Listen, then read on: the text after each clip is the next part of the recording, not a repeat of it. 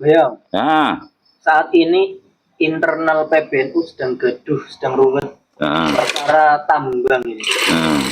Sementara tambang itu dulu pemberian dari Pak Jokowi. Ya, Makanya ini menurut saya ini adalah jebakan dari Pak Jokowi. Akar permasalahan kegaduhan PBNU ini gara-gara Pak Jokowi berarti, karena tambang ini. nah, gampangnya apa jenis Pak Jokowi berkepentingan brand men apa men rusuh lah ngono.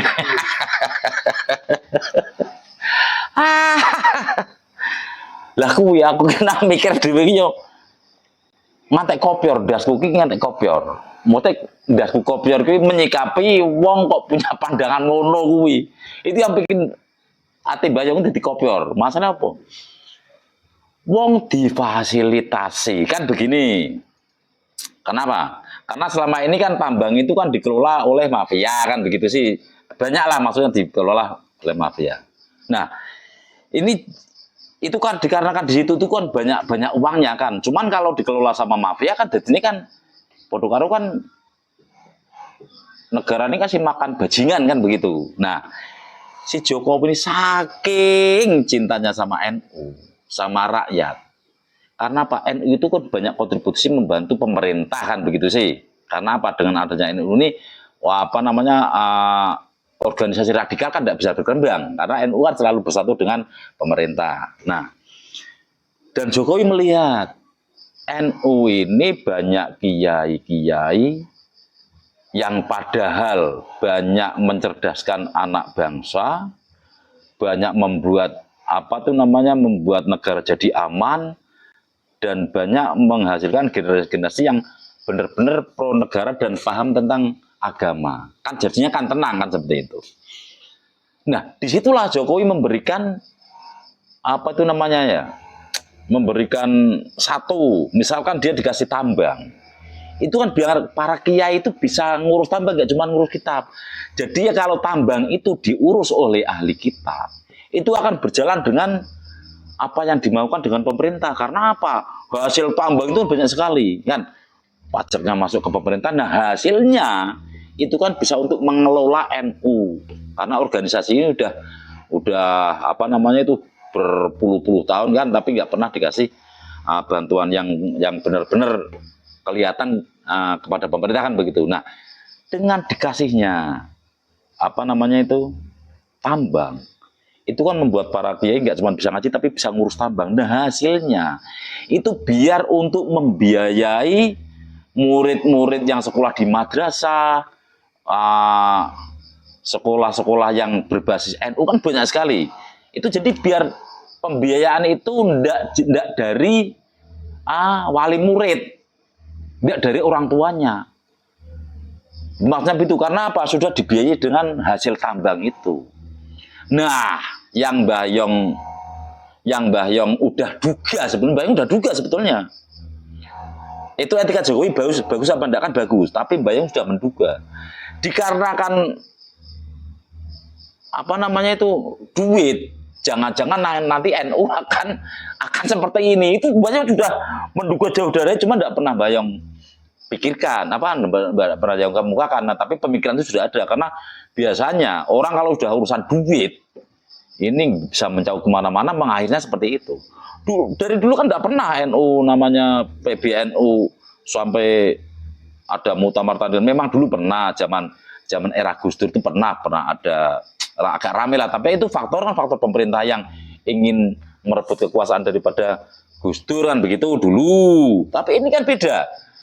Pemerintah ngasih fasilitas biar hidupnya tuh nyaman, biar para kiai-kiai itu ada yang membiayai kan. Nanti kalau hasilnya banyak kan tambang itu aja, ada kan para kiai-kiai guru madrasah apa-apa itu kan ada yang membantu ekonominya. Karena apa? Dia sudah mencerdaskan anak bangsa kan. Jadi memang dia itu punya hak. Tetapi dikarenakan para kiai ini kadang-kadang maaf nih, kadang-kadang mungkin ada oknum kiai yang serakah, mungkin akhirnya ya rebutan. Itu memang sudah duga. Jadi begini, kalau akhirnya menyalahkan Jokowi ya kan lucu. Salahnya di mana coba Jokowi kan?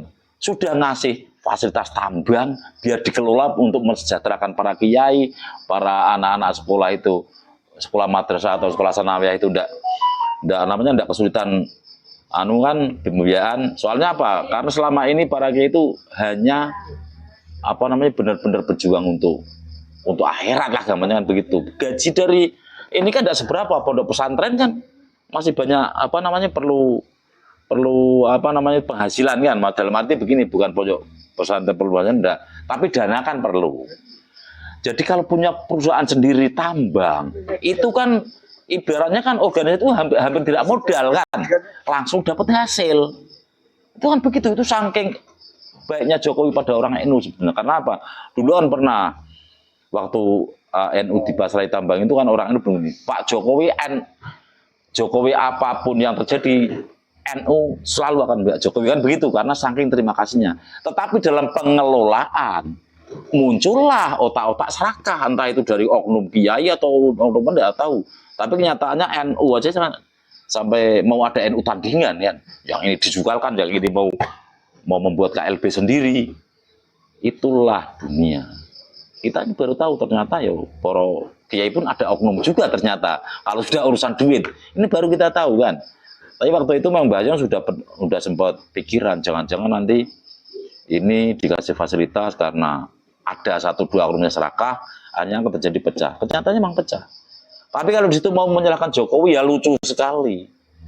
Kok nyalahin kok Jokowi? Ngei duit ibarat kita ngasih makan, kok malah jadi salah, kan lucu. Ya kalau kita mau beres, itu yang dibereskan permasalahan di situ. Ngasih tambang tetap bagus. Karena pengelolaan tidak bagus itu berarti jangan tambangnya yang dipermasalahkan. Apalagi yang ngasih tambang, yang ngelola ini yang perlu dibereskan kan. Di situ permasalahannya. Jangan ini udah pun malah ini yang dia udah, yang ini permasalahan di sini. Jokowi ngasih bagus, tambang bagus, duitnya ada nantinya. Tapi pengelolaannya tukaran. Itu berarti kan pengelolaannya yang bermasalah. Makanya kalau saya tetap bagus sekali Jokowi itu, jadi orang NU nanti punya aset kan. Jadi punya aset akhirnya untuk mensejahterakan kehidupan para guru madrasah, guru ngaji dan sebagainya lah, intinya untuk para pendidik dari NU kan, akhirnya bisa hidup layak seperti yang lain-lain kan begitu. Itulah maksudnya Jokowi. Jadi janganlah kita menyalahkan yang lucu, enggak pada tempatnya menyalahkan. Setiap kali ada masalah, itu jangan ini yang diperkurang, masalahnya itu yang diselesaikan. Itu kalau di NU masalah ya itu yang dikelola, dipermasalahan, jangan tambangnya, jangan yang ngasih tambang. Kita ngasih duit udah gitu pada tukaran kok, yang disalahkan yang ngasih duit kan lucu.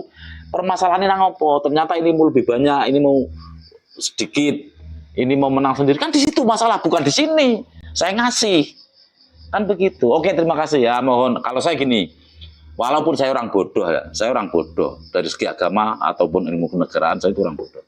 Tetapi saya mohon pada para kiai di NU ini terus terang yang berkaitan dengan ini jangan sampailah bikin malu dikarenakan 1-2 oknum kiai ada yang melirik sama harta tapi keterlaluan. Jangan sampai, jangan mengorbankan organisasi yang sudah dibuat sama pendahulu kita dengan baik untuk kehidupan umat beragama dengan baik, terutama di kalangan NU. Jadi saya mohon untuk NU para petinggi NU yang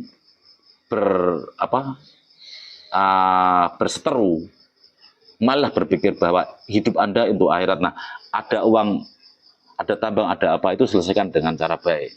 Nggak usah baik dengan cara yang tidak baik kayak preman, jangan. Kiai selesaikan dengan cara kiai dengan bagus. Terima kasih.